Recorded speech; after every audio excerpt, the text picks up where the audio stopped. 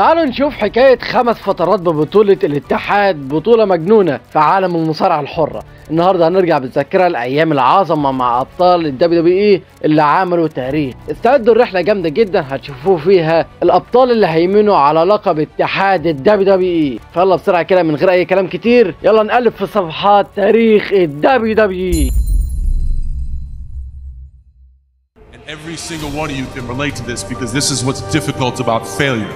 The disappointment is on you. It is your fault and you go through failure alone, but failure has made me who I am today. Failure gives you 2 choices. You stay down or you get up. Well, I'm up and I am fired up because I have figured it out.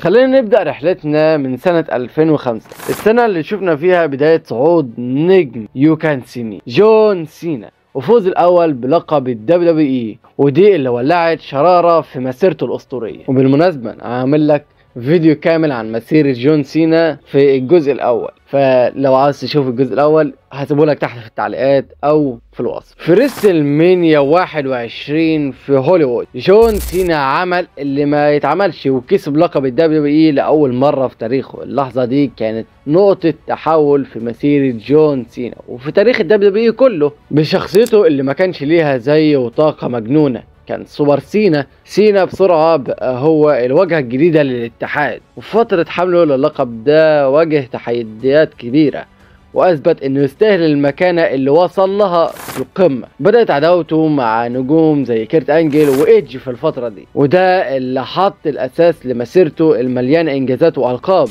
بصراحة دي كانت بداية عهد جديد في ال WWE، عهد جون سينا، عشان كده يستاهل يكون معانا في رقم. My entire 22-year career, I have known exactly what I am and who I am. I am Kevin Owens, and I am as real as it gets in this business.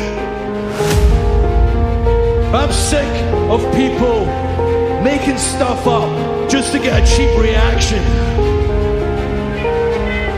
Saying things like Drew McIntyre not carrying the load, not knowing who he is. I know exactly who the hell I am.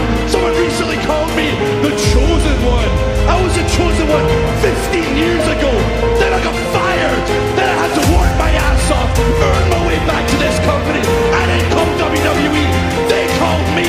And I've worked my ass off every day since. I'm a 2-time champion. I beat Brock Lesnar, Goldberg, Randy Orton, everyone that stood in my path. Don't you dare look me in the eye and pull that BS again. وفي سنة 2020 اللي كانت مليانة بأحداث ظهور النجم المحارب الاسكتلندي درو ماكنتاير، فترة حمله لقب ال WWE كانت رمز للروح القتالية والإصرار في ظهوره، وما كانتش سهلة خالص. في ريسل مانيا 36 في لحظة تاريخية اتعملت من غير جمهور، درو ماكنتاير اخيرا حقق حلمه وكسب لقب ال WWE. البطولة دي كانت رمز الامل والقوة في فترة كانت صعبة جدا على العالم كله. في سنة 2020 ماكنتاير حمل الشركة في وقت ضعيف جدا، وقت كانت الشركة فيه بتنهار حرفيا، هو اللي قدر يشيل اللقب ده ويشيل الاتحاد على كتفه. ماكنتاير دافع على لقبه بشجاعة وإصرار قدام كبار المصارعين، زي خناقته الطويلة والمعقدة قدام راندي أورتن اللي شهدت تبادل الانتصارات واللقب. بجد الفترة دي ماكنتاير أثبت فيها للعالم كله قلبه اللي ما بيخافش وروحه اللي ما بتنكسرش، عشان كده يستاهل يكون في رقم 4 معانا. You know, when it comes to Hollywood, you will never be as good as The Rock. That's a good one. And when it comes to this ring, you will never be as good as AJ Styles. Here's the hard truth, kids. You don't get dessert before dinner. You don't stay up late before school. You don't get a trophy for participation. You get a trophy for being a winner. دلوقتي بقى نروح لسنة 2017، السنة اللي ظهر فيها مهارات الخارق في الحلبة الاستثنائي AJ ستايل. في 2017 بعد ما ايجي ستايلز كسب لقب الولايات المتحدة، قدر انه يعمل انجاز اكبر وانه يكسب لقب الدبليو دبليو اي في نوفمبر. وبكده بدأت فترة حمله للقب كانت استثنائية زي ما هو كان استثنائي، وقعدت اكتر من سنة. في الفترة دي ستايلز قدم سلسلة ماتشات اسطورية واثبت للعالم كله ليه هو واحد من احسن المصارعين اللي جم في التاريخ. دفاعاته عن اللقب شملت مواجهات ما تتنسيش ضد كيفن اونز وماتشو في سمر سلام اللي كان فيه شين ماكمان حكم خاص للمباراة، ودي كانت من اهم اللحظات. بعدها شفنا خناقاته المثيرة مع شينسكي نيكامورا اللي قدمت ماتشات قوية وجامدة جدا. بجد دي كانت فترة تجسد فيها المهارات والاحترافية في الحلبة في الدبليو دبليو اي. مع الاستثناء ايجي ستايلز قدم فترة عظيمة جدا، عشان كده انا حطيتها في رقم 3 معانا. That's my title, and you don't even realize it because I'm gonna smash you at WrestleMania. You ain't got a chance. This is my show. This is my ring. This cameraman right here, this is my cameraman. These people, these are all my people because they acknowledge me. These two right here, they work for me. This commentary team is mine because they brag and talk about me the whole time. That sign right there is mine because I am WrestleMania. I am this show. I run this show and everybody works for me. في نفس سنة 2020 نسترجع بداية الحكم الزعيم القبلي رومان رينز ذا ترايبال شيف وسيطرته المطلقة على لقب اليونيفرسال. في صيف 2020 رومان رينز رجع بالشخصية الجديدة كليا بيمثل فيها القوة والسلطة المطلقة. كان مكتوب على التيشيرت هاجم وغادر، وكان رجع في مباراة ذا فيند ضد برون سترومان في سمر سلام. فوزه بلقب اليونيفرسال في سمر سلام كانت إشارة لبداية فترته وهيمنته اللي ما حصلتش قبل كده. تحالفه مع داهية بول هيمان زود من قوة شخصيته سنة 2020. شهدت بداية 2020 الشخصية وعاطفية جدا مع ابن عمه جاي أوسو وجيم أوسو، واللي اتقابلوا في ماتشات قوية ومؤثرة جدا. يعني مثلا في الهنا ناسيل في سمر سلام كان في جمدان في الفترة دي جامدة جدا. حوالي 4 سنين من العظمة قدمها لنا رومان رينز. قدم لنا فترة مع جون سينا، مع بروك ليزنر، مع كودي رودز، مع فين بالور. كان في جمدان كبير جدا في الفترة دي، ومهما حاولت انصف الفترة دي مش هقدر، لان الفترة دي كانت عظيمة بجد. كانت من احسن الفترات اللي هتشوفها في حياتك. فترة 1316 يوم من الهيمنة والعظمة والبروموهات العظيمة اللي قدمها لنا.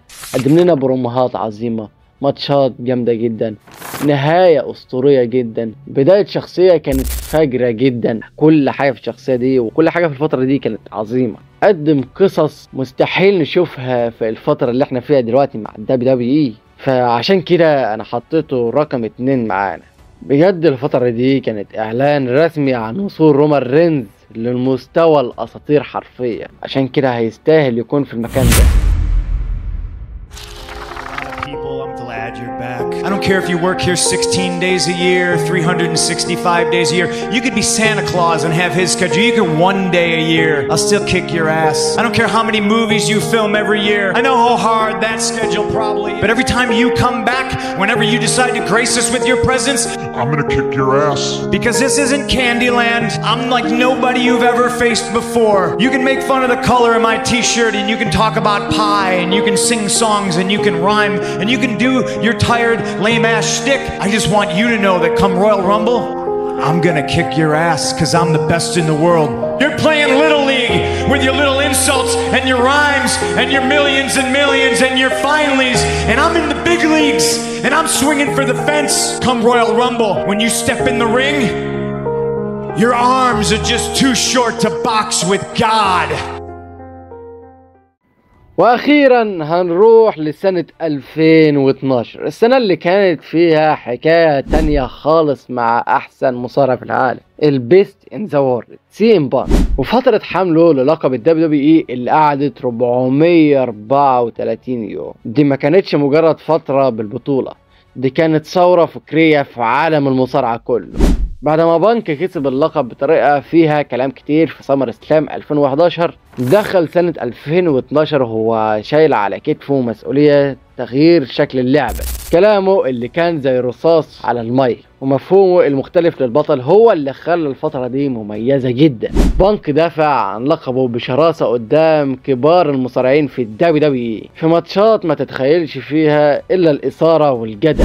فاكرين خناقاته الجامدة مع كريس جيركو اللي كانت قصة شخصية وعنيفة بجانب المنافسة على اللقب، كانت قصة جامدة جدا، أنصحك إن أنت تروح تشوف ماتشاتها، كانت عظيمة بجد. وكمان تحدياته ضد دانيال براين اللي قدمت فيها مزيج فريد من أساليب المصارعة.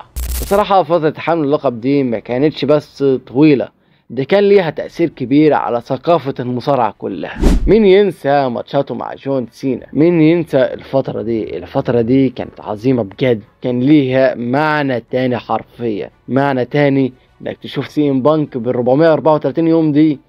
فدي ما كانتش بس مجرد فترة اللقب، لا لا لا لا لا، كان كلها عظمة وجمدان.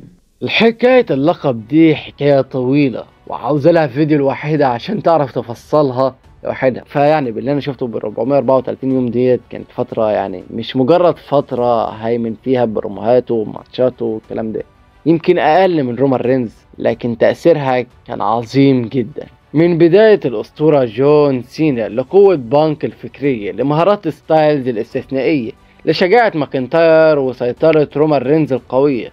5 فترات دول من تاريخ الدبليو دبليو اي، من تاريخ بطولة الاتحاد، بيمثلوا الإثارة والمنافسة اللي بنحبها كلنا. بالنسبة للاختيار في الفترات دي، فده الترتيب ده على حسب يعني اللي أنا شفته في الفترات، على حسب ان أنا قعدت أشوف لهم ماتشات، كل حاجة، البروموهات، كل حاجة. من رومان رينز اللي هو تاني أحسن فترة معانا في الفيديو ده لأنه قدم حاجة تاريخية، ومن بعد الفترة دي ما شفتاش حاجة عدلة مع اللقب غير مع جون سينا اللي هي يعني ايه، يعني بعض البروموهات بس كمان، يعني مش حاجة يعني قوي يعني. فترة رومان رينز كانت عظيمة بجد، وفترة سي ام بانك كانت تاريخية فعلا. فلو انت مختلف معايا في الترتيب ده انزل قول لي تحت في التعليقات. ويا رب تكون الحلقة دي عجبتكم واستمتعتوا بالرحلة دي في عالم مصارعة الحرة. قول لنا بقى في التعليقات ايه الفترة اللي عجبتك اكتر، وما تنساش تعمل لايك في القناة واشتراك عشان تشوفوا حلقات تانية عن تاريخ الدبليو دبليو اي